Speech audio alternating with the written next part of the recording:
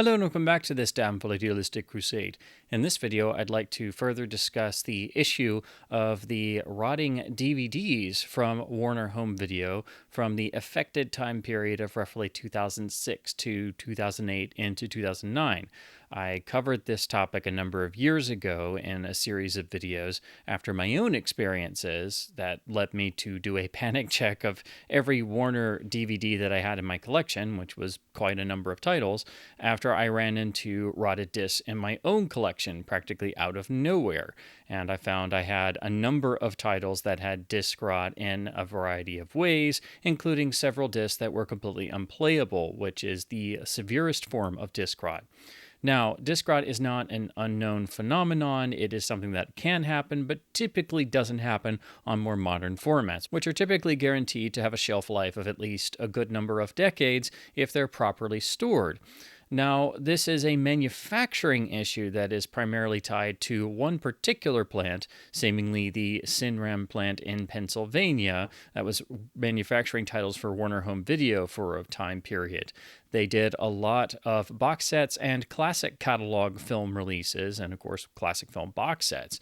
And that's what most of my collection is centered around, and so I had a great number of the affected titles. Now, due to some aspects of the production process, there are manufacturing defects in these releases that will cause the disc to start to have playback issues in various areas, whether it be the menus, the supplements, the feature itself, or if it's a multi-feature disc in maybe one of the features. At its simplest, it might cause one of the extras to freeze up or become unplayable, but of course it might affect the actual disc menu, or it might cause the feature itself to lock up and freeze at certain points, as if you had a badly scratched disc or something. Or the feature itself becomes unplayable, or eventually the entire disc itself can become unplayable. All of this makes diagnosing the actual disc rot extraordinarily difficult, because the only way to know if you have a title from the affected period, roughly 2006 to 2008 into 2009,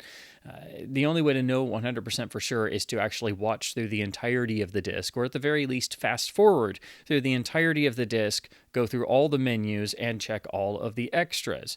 And you might also want to make your own personal backup copy, just in case your disc may develop these problems later on, because it can, unfortunately. And since I did my panic check of several hundred Warner DVD titles and found the ones that had developed disc rot by that point, this was a couple years ago when I first did my videos, I've had more discs go bad in the years since. So I thought I was done with more discs potentially going bad, but unfortunately I've found that in the past 3 years I've now had more DVD titles go bad. So I've decided to make this sort of Cliff Notes video to try and explain what to look for people who are new to this issue or are curious to know what they need to try and identify in terms of what is in their collection, and if you're trying to search out replacement copies, or if you don't have a copy of these films and the DVD is the only real option, what you might want to look for if you're looking at getting a new-to-you copy, whether it's new or used. So this will be pretty familiar to those who have seen my past videos on the topic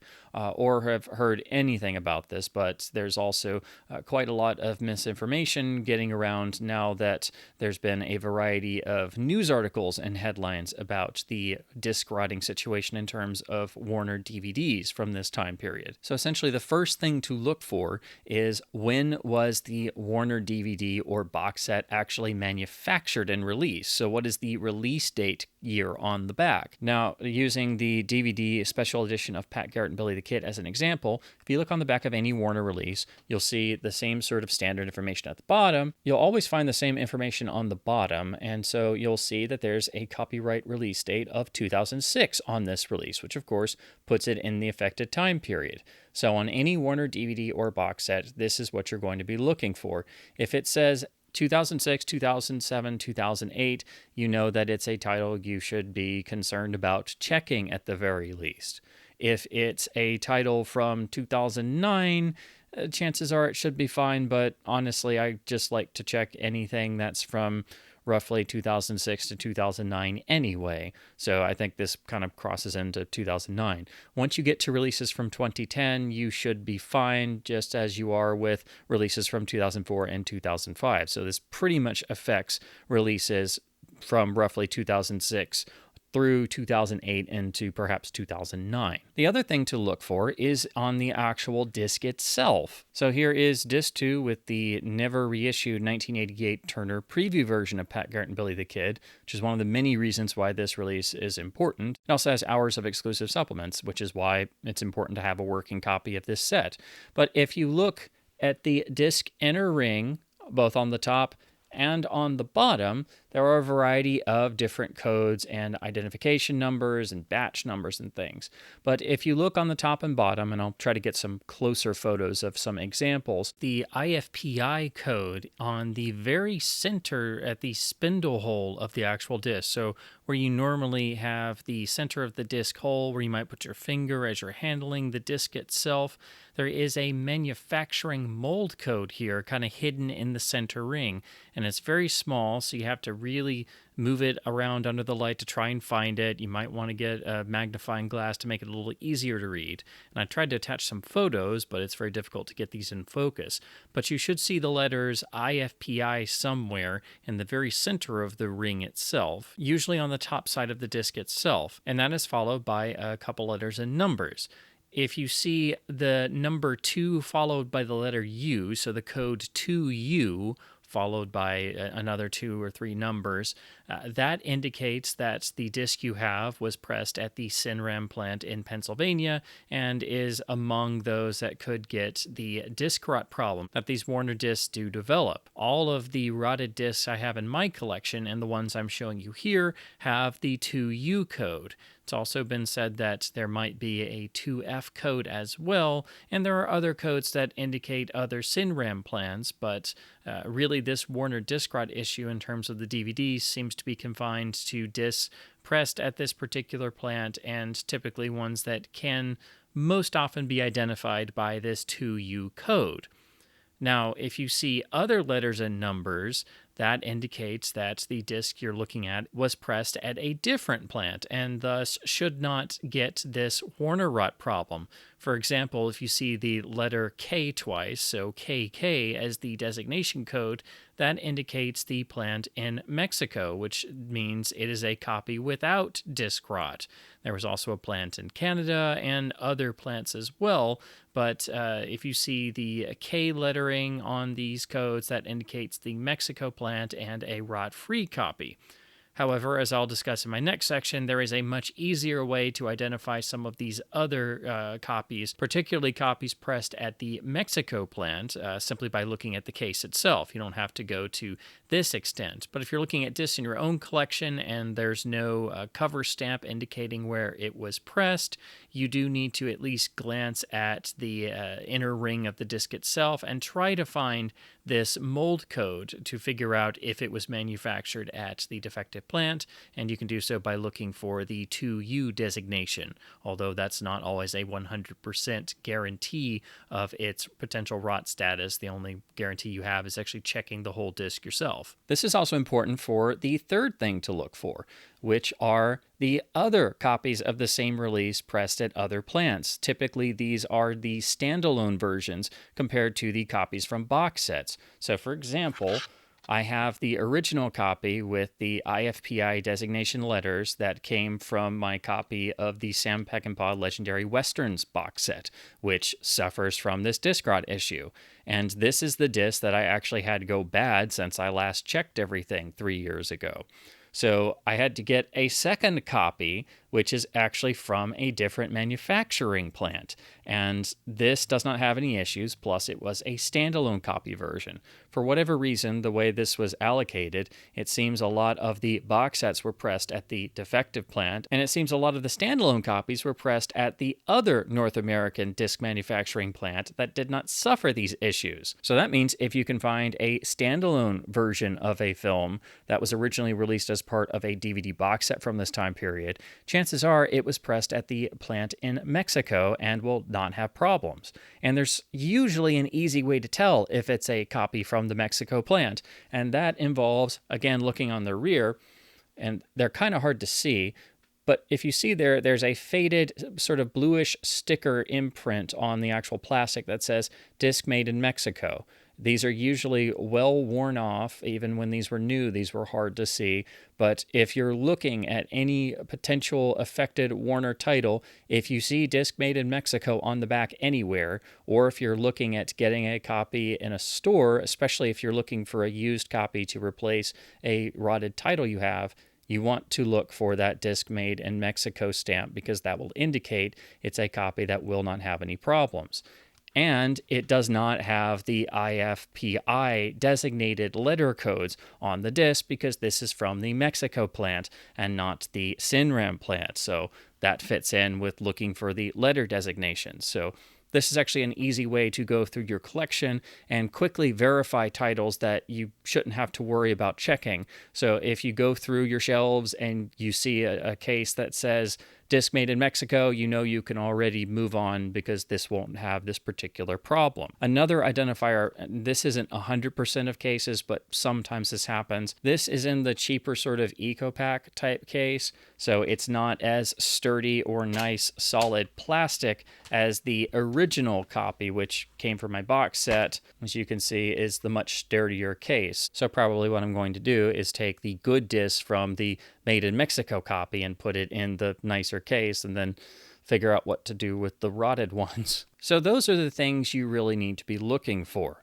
And since this is a particular issue that doesn't manifest itself usually in a physical way, you can see it on the disc itself, it means that you're not going to see a lot of discs change colors physically or develop what is known as bronzing, where the underside of the disc can turn a sort of dusky golden yellow. That happens sometimes in certain cases, but in this particular issue, it doesn't really happen, and the disc surface itself will still look as it did when you first purchased it.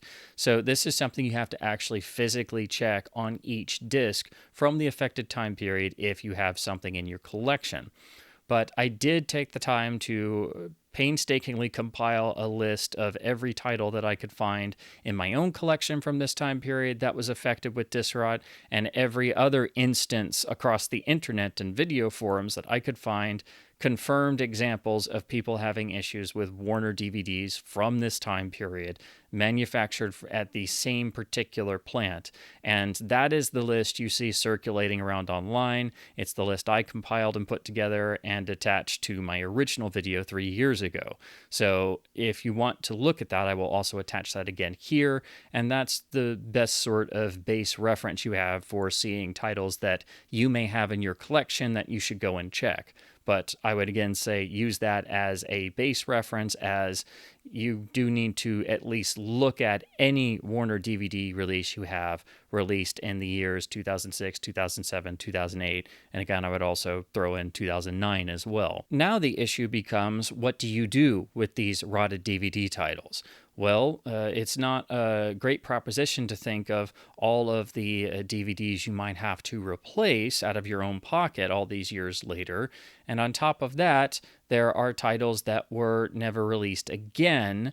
And so you run the risk of having to purchase a used copy and hope it actually works, or hope it works enough to then make your own backup copy for your own personal use before that second copy may go bad. So then it becomes a matter of what to look for on the new and secondary market in terms of replacing these titles, and also look at what options you have in terms of contacting Warner Home Video and what the studio's official response has been.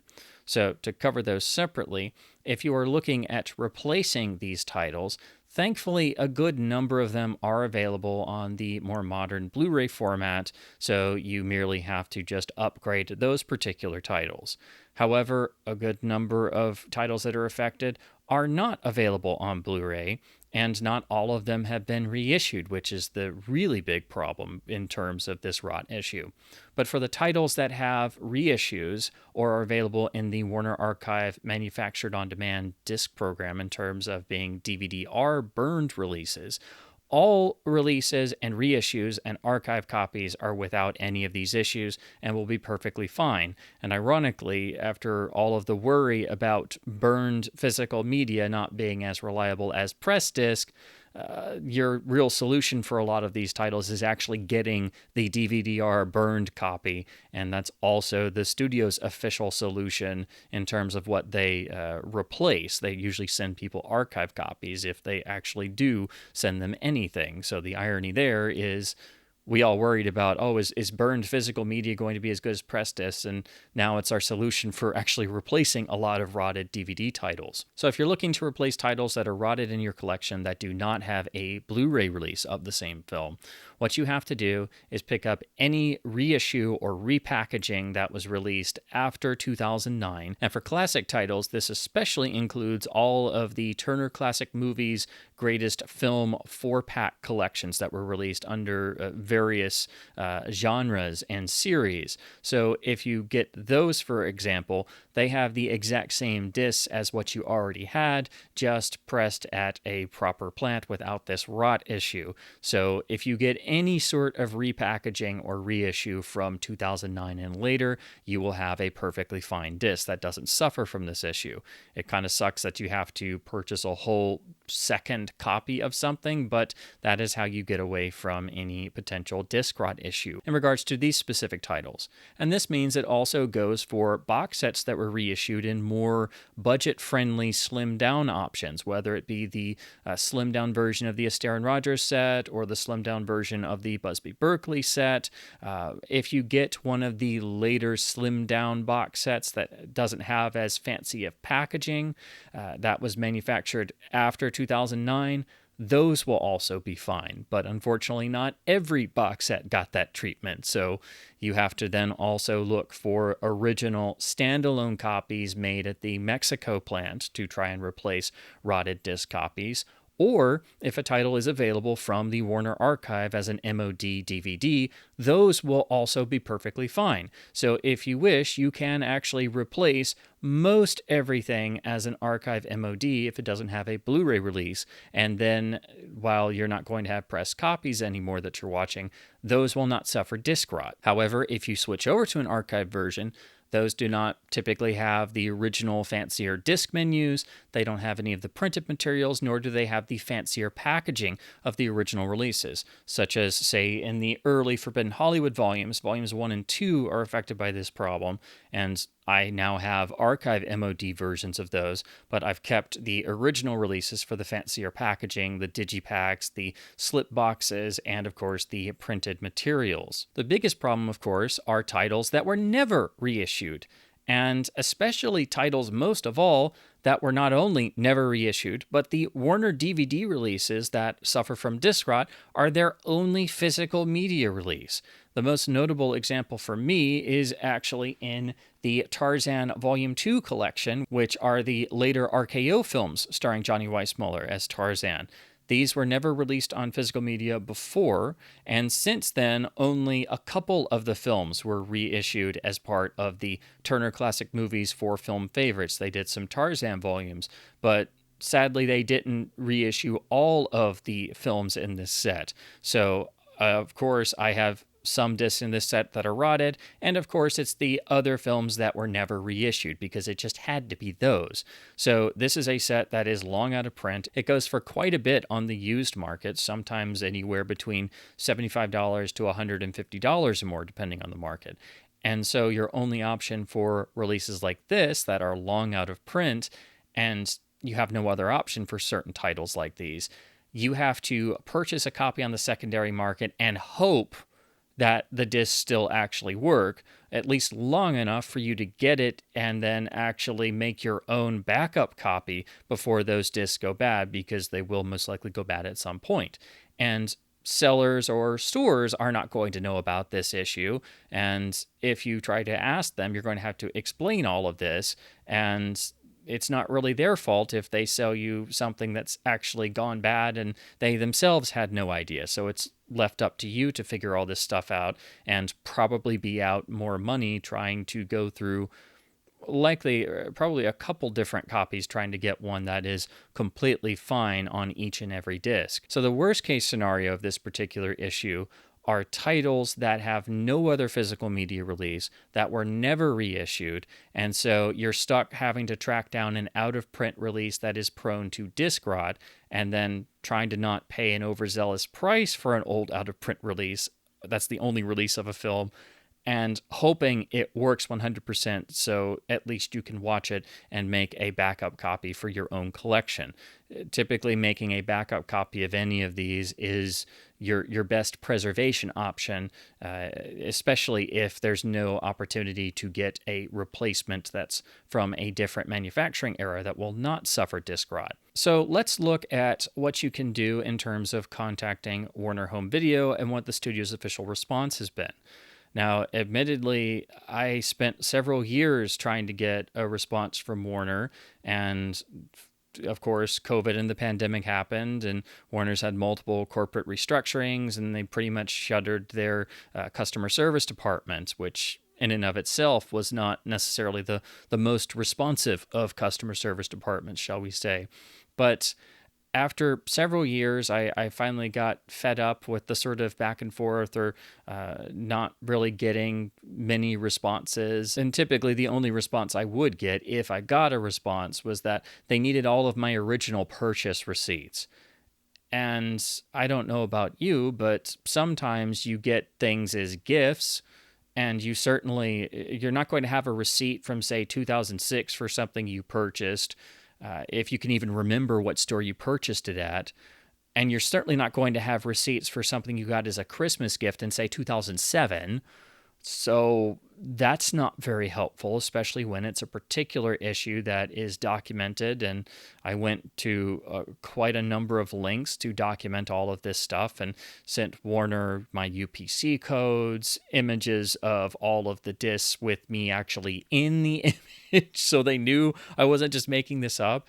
And that's actually the reason why I started compiling a list of affected titles in the first place, because I wanted to try and document this. And as I wasn't getting anywhere with Warner, and I would keep trying every once in a while, and I realized I wasn't getting anywhere, and I got increasingly more and more frustrated having to try and search out additional copies of discs I had and had purchased that had gone bad or rotted, and I was having to spend more money out of pocket and try other copies on the used market, and wound up purchasing copies that were themselves rotted.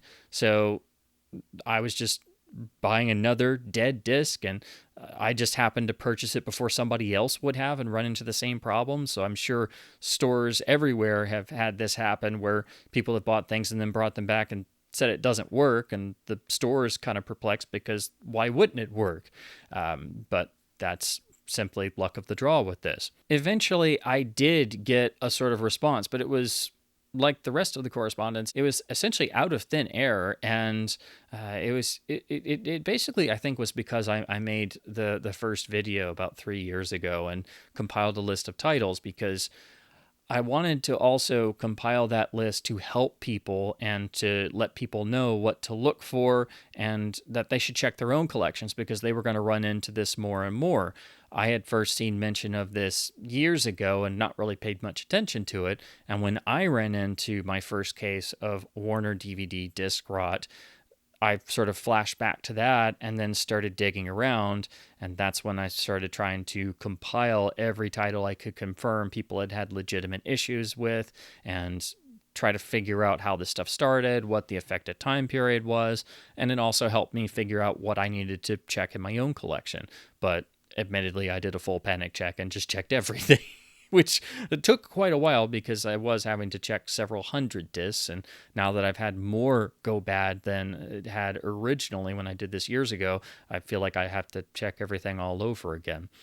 But essentially what the Warner Home Video department finally did was, sort of out of the blue, they sent me a box with archived DVDR MOD copies of some of the affected titles, both individual and titles from box sets, because when this disc rot hits certain box sets, it's not every title that goes bad. It's kind of sporadic, and some have it worse than others. I then got an email saying that they were going to send me a second box, and essentially telling me me that they could only replace what they had in print, whether as an actual press disc or as a Warner Archive MOD title, and that if something was out of print, they couldn't reissue it due to licensing and rights, which is understandable. So unfortunately, if a title is out of print and not available from the archive division, you're just flat out of luck.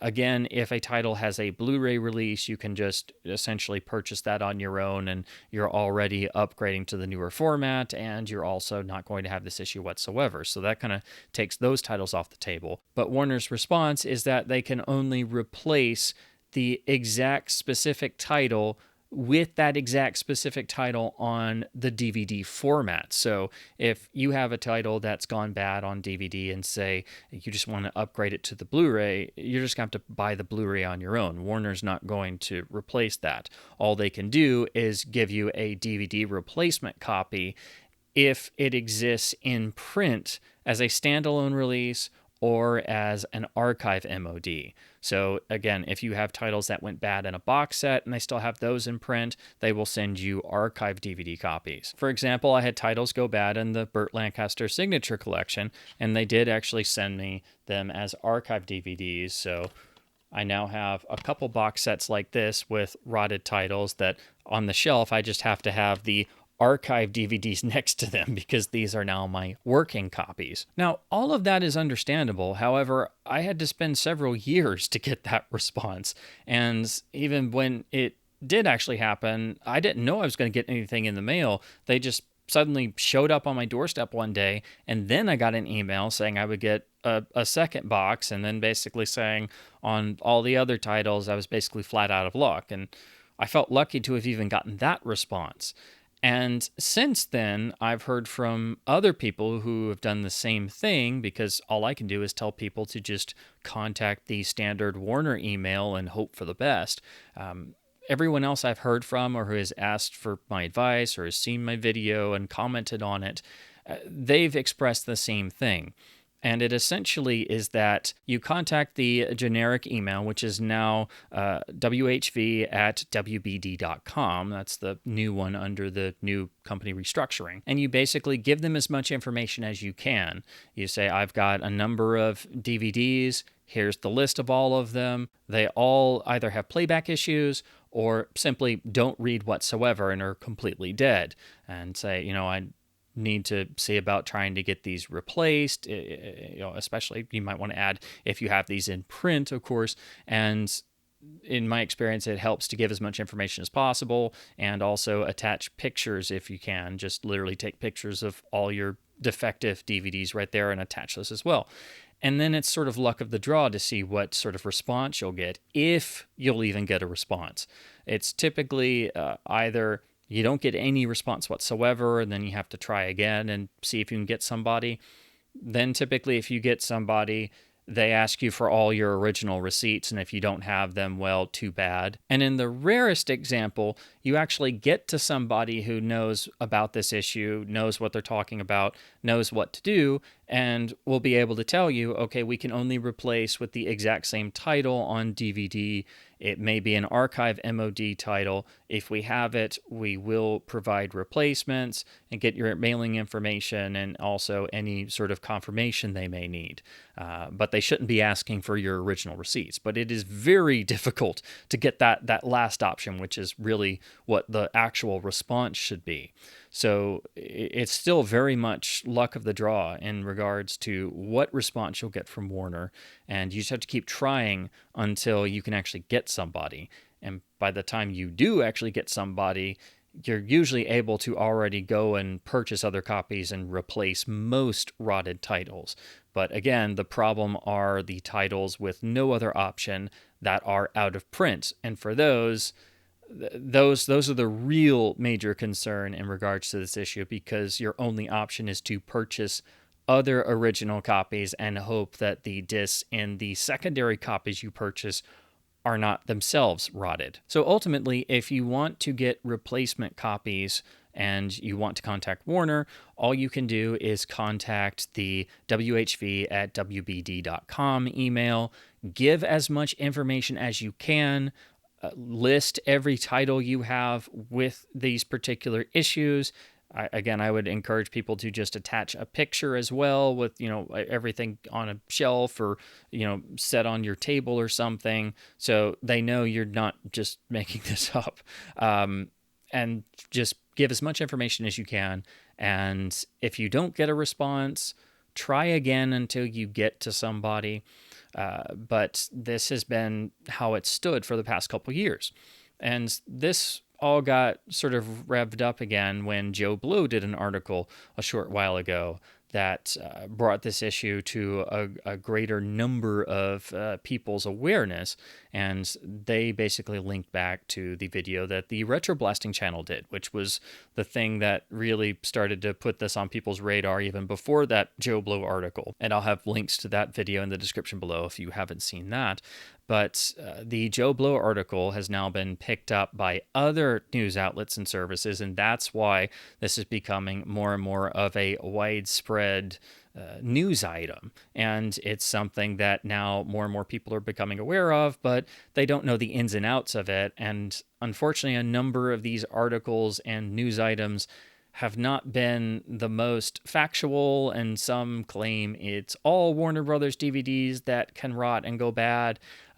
So unfortunately, there's quite a bit of misinformation out there, and a number of those articles have actually just copy and pasted my original list of affected titles, which has been sort of shared all over the internet. And I made that list to help people, so I'm glad it has helped people, but it would be nice if people actually say where they got it from instead of just copying and pasting, because it did take a while to put that together. But in any case, if you've seen a list of affected titles on any news article, it's actually the one I made over 3 years ago. So if you wondered where that came from, you can look at the attached version on my Google Docs, which I'll have in the description below, or it was also on my original video over 3 years ago. So in response to all of this attention, Warner Brothers, who has basically never publicly acknowledged this as a problem, has now actually done so in a very generic statement, which I'll now read. Warner Brothers Home Entertainment is aware of potential issues affecting select DVD titles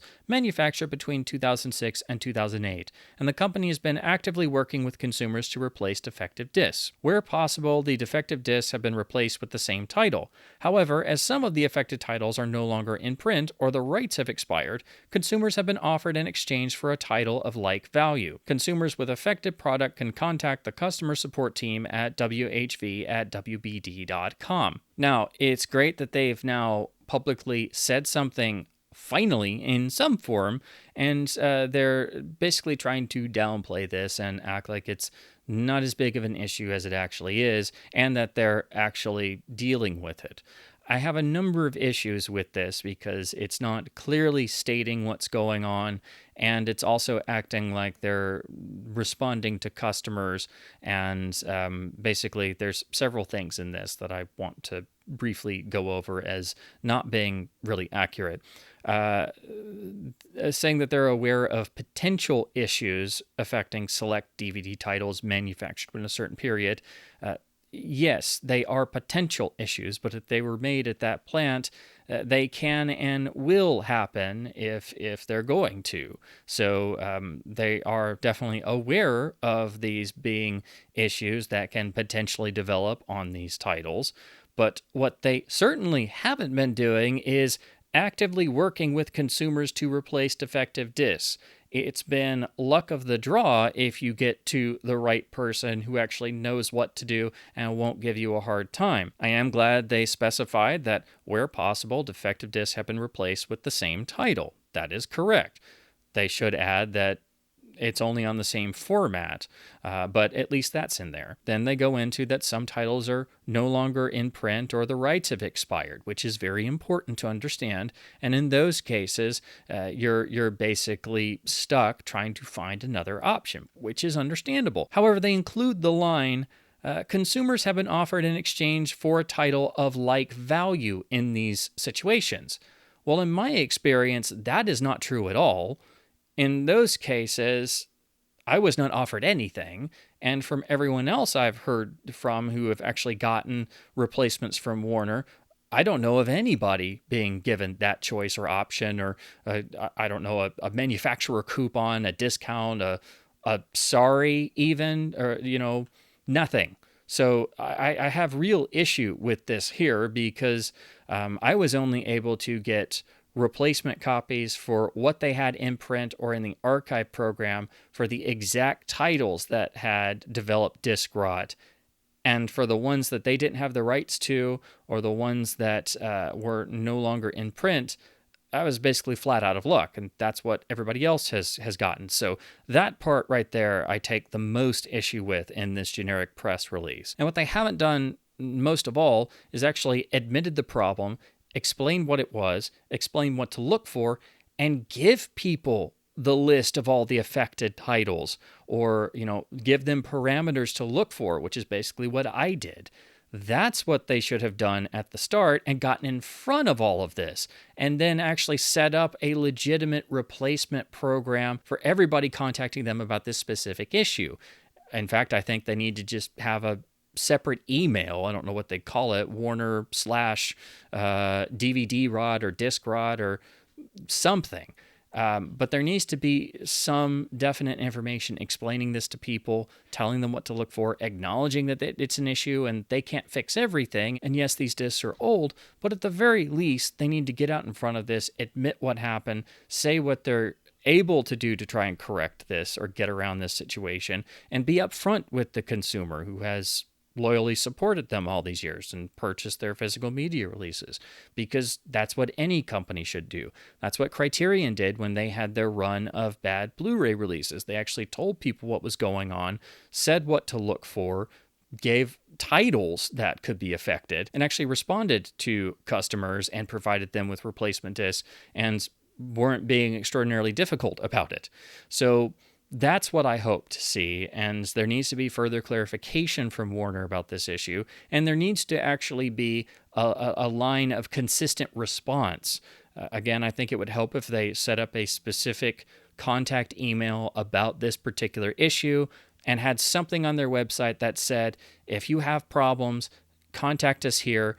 We need to know what title you have, the UPC code on the back, include a picture if you can, and then we'll get in touch with you. They need to set something up to actually make this a regular response and not put it all on the consumer in terms of having to consistently contact them over and over and over and hope that they can get a replacement copy for some titles, basically the ones that Warner can replace. Now, I will say, I don't know if the responses since this issue became more well-known after the Joe Blo article and, of course, the Retroblasting video before that, I don't know if the official Warner response has been improving. I can only go off of my own experiences with dealing with Warner support over this issue, which, again, was over the course of several years. And then what I've heard from other people in the years since, and since making my videos on the subject and compiling the list of affected titles that I could find out about. So I really hope that Warner does clarify their statements and actually put into place an actual response for everyone that is the same, and basically expedites the process and takes responsibility in the way that they should in terms of providing replacements for understandably what they can and what they have in print and what they have the rights to do so at present. That part makes sense. I don't have an issue with that. It's the fact that it takes a lot of doing to actually get to the right person who will actually expedite the process and get consumers the titles replaced that they actually physically can release in the present year of 2025. There shouldn't be so many hurdles to jump over simply to get replacement copies for what you can of discs that were improperly manufactured in the first place. So ultimately that means that for the titles that do not have a Blu-ray release and do not have a reissue, or most of all, the titles that have no other physical media release except for these defective titles that can develop disc rot, those the consumer is left entirely on their own to find secondary copies and additional copies that hopefully don't have disc rot, to then get those out of their own pocket and hope they work, and then also make their own backup copies just to have versions that actually work and play through completely of those specific titles. So those are the most important ones. Thankfully, it's only a small percentage of the titles that are overall affected in this issue, but still that means that there are certain films that only have one physical media release, and said release can develop disc rot, and they're long out of print, and you have to pay higher prices on the secondary market and hope that those copies don't develop disc rot or don't have it already. So that's not a fun prospect. And ironically, for all the things you may hear about Laserdisc rot, I myself am a longtime Laserdisc collector, and I knew about that before I ever got into Laserdisc. It's actually a far smaller problem in LD than it is with DVD rot, because with Laserdisc, due to the efforts of the fan community, it's actually very easy to know which titles are rotters and which ones should be avoided because they're most likely going to be unplayable. Like this, it was tied mostly to specific manufacturing plants not being the greatest. Ones like, of course, the infamous Sony DADC USA plant that made most Sony Columbia Laserdiscs in the 1990s, pretty much ones that you should just avoid because they would have or develop disc rot. But it's easy to know what pressings to look for to avoid disc rot, or which Laserdisc to avoid entirely. And when you got Laserdisc rot, unless it was at its most severe, the film would actually still play, usually with some speckling and noise in the audio when it started getting worse. But, it's easier to deal with Laserdisc rot than it is DVD rot, because once you have DVD rot, you don't have as many options and there aren't more alternative versions to look for. So ironically, I have far more rotted DVDs than I have ever owned rotted Laserdiscs. So for everything you hear about Laserdisc rot, this particular issue is just as bad, if not even worse, because it's more problematic, much harder to diagnose, can develop at any time, and again, I have far more rotted DVDs now than I have rotted Laserdiscs, and all of it's because of manufacturing issues. Neither is from the actual format deteriorating, which is what most people think of when they hear the term disc rot. So ultimately, that's why I thought it was important to make an update video on the status of where we are with the Warner DVD disc rot, and also with Warner's slight PR response, which is the first sort of official response they've ever made about this particular issue.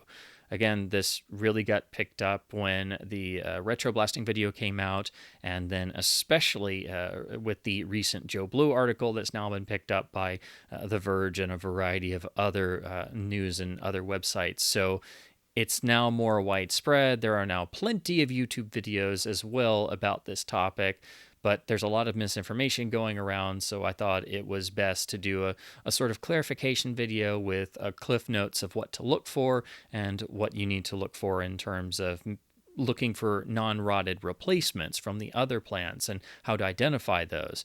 But ultimately, I just want people to be more aware of this issue, and basically, if you have anything in your collection that you think might have an issue, just check it.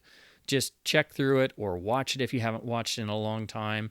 Fast forward through the whole disc if you have to. Attempt to make a backup to see if it works properly. Ultimately, if you don't find any issues with titles in your collection, then at least you've checked just to make sure. But chances are, if you have anything that's a Warner DVD from this time period, you're probably going to at least have perhaps one or two that might have an issue. And especially if you're like me and you're a big classic film fan, chances are you have quite a number of these releases, especially a lot of the box sets and collections, which Warner really leaned into during this time period. And unfortunately, a good number of them were pressed at that particular plant. So again, I just wanted to make a new video to sort of update people. And if you yourself have contacted Warner about this issue and heard back from them, or actually gotten a positive response and gotten some replacement copies, I would love to hear about your experiences in the comments below, especially if you were offered some sort of reimbursement of any kind for the titles that they couldn't replace, as that press release indicates, which is certainly not my experience and not what I've heard from others about their experiences. So I'm hoping the response has gotten a little bit better. So if anyone sees this video and has had more positive feedback and response from Warner about this particular issue in the recent past, I would love to hear in the comments below, because I'm hoping the response has gotten better. But I read that press release blurb, and that wasn't really my experience or what I'd heard from anybody else. And after spending years on this particular issue on and off, and kind of being given the runaround by the Warner Home Video representatives, I was not very thrilled reading that press response that acted like it was nothing, and they were actively working with consumers and also reimbursing for titles they couldn't replace. And I'm like, no, you're not. That's not what I had happen. Okay. I hope that's what they're doing now, but in my experience, that's not the response I or other people have gotten. But in any case, if you have had more positive experiences, please leave those in the comments below. So hopefully we can see if Warner's actually doing what their press release claims.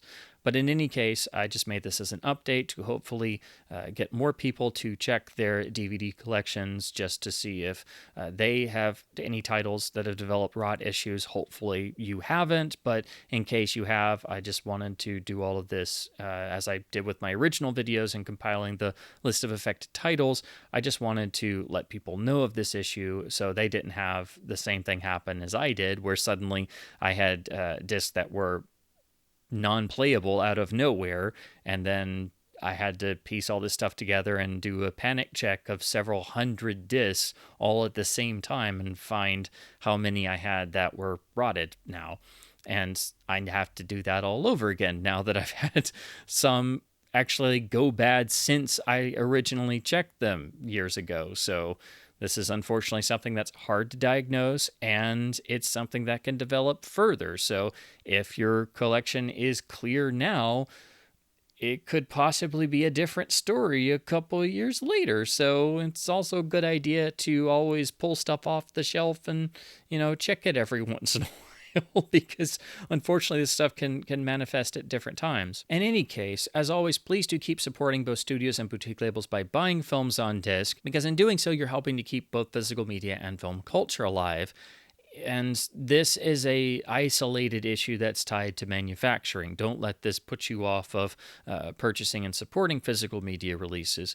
Anytime there's a manufacturing issue, that shouldn't reflect on physical media or the format itself.